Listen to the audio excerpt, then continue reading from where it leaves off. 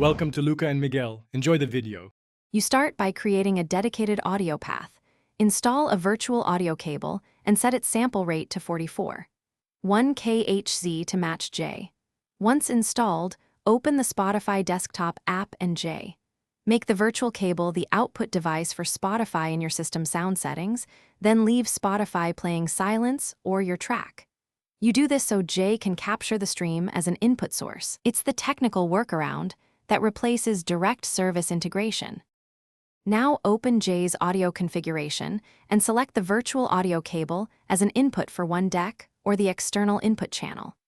Once selected, enable input monitoring so you hear Spotify routed through Djay.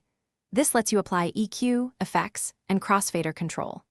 Make sure you set gain/trim conservatively to avoid clipping, and choose the lowest reliable buffer/latency setting. This step converts Spotify's output into a DJ playable source inside Djay. Finish by treating the routed Spotify channel like any external input. Load it onto a deck, nudge jog, apply EQ and effects, and blend with your local tracks. Route Djay's master output to your main sound card for PA or record internally.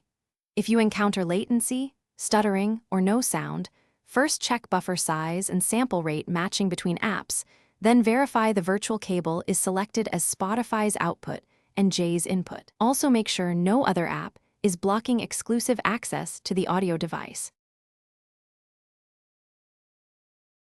Thanks for watching and please subscribe. It's the best investment you'll ever make.